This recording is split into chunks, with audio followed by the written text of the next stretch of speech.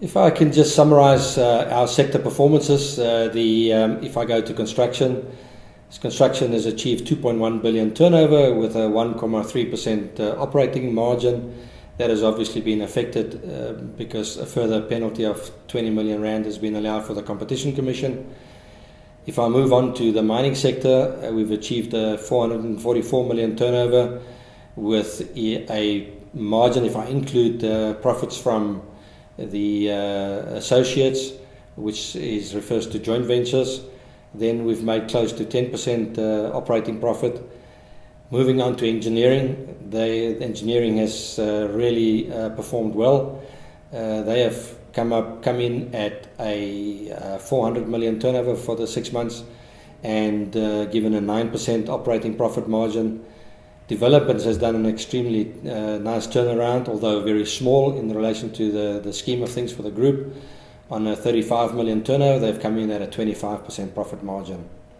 If I have to summarize business in general, construction in South Africa, there's still a very good pipeline, but tenders are a bit erratic, and therefore we are looking cross-border to try and fill that order book, but also to try and improve margins, because margins cross-border is definitely more favorable than in South Africa because of a higher competition. The mining sector, there's definitely a lack of confidence in South Africa's mining sector because of the negativity around mines and the strike action and political negativities around mining in the country, and a lot of miners prefer to invest in Africa at the moment. So we are following our clients into Africa currently. But certainly I must confirm that there is still a mining market in South Africa. Although the clients are less inclined to spend money on capex, there's also a drive currently, which is good news for us because clients are reducing their capital expenditure and they're looking at contractors to tender with a capex nature. And so there's definitely there's also a different model that's arising lately where clients wants to rent your plant, and so you don't necessarily give them management, but you give them the plant. And we've also tapped into that market.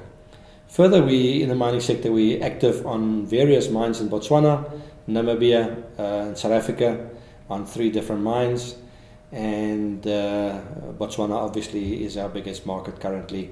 And we are now slowly moving into mines in Guinea, Ghana, and DRC. With regards to developments, we've had a very, very positive finish to the 6 months where we've just signed all our regulatory approvals. And Savannah City, which we've been working on for nearly 5 years, is now rolling out, and the potential order book, which is not included in the 12.2 billion, is 4.5 billion for infrastructure, for various other top structure expenditure for the specific project. Still a big drive from government on low-cost housing, and we are looking at a different model to assist developments to expand their profitability and the size of that organization. Engineering has really been, for us, something that has come out of the sale of TWP, that has stayed behind, and it's what we wanted to achieve. And that has really grown from a very small turnover, 20 million turnover in 2009. They've grown to currently, where this year we'll forecast in excess of 600 million turnover, where we've achieved already for the first half of the year a 400 million turnover. Very positive. Obviously, we are operating on the mining processing plants and on the renewable energy currently, as well as normal diesel-powered power stations, as well as coal-fired power stations, but on a smaller scale in South Africa as well as cross-border. The further activities on construction, again, I've touched a little bit on it previously, but I must admit that there is still a flow of tenders.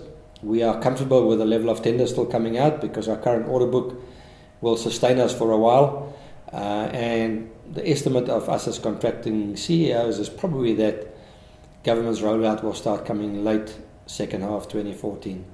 And if it does come, we as Basil is quite comfortable that we've got enough workload to keep our resources busy I think the key is job creation, and that's why it will be great if government can roll out earlier. But obviously we have the elections coming up and quite a bit of labour issues at the moment, which we have to work through, which is affecting the industry. But in general, although the climate is depressed, I stay optimistic about the future.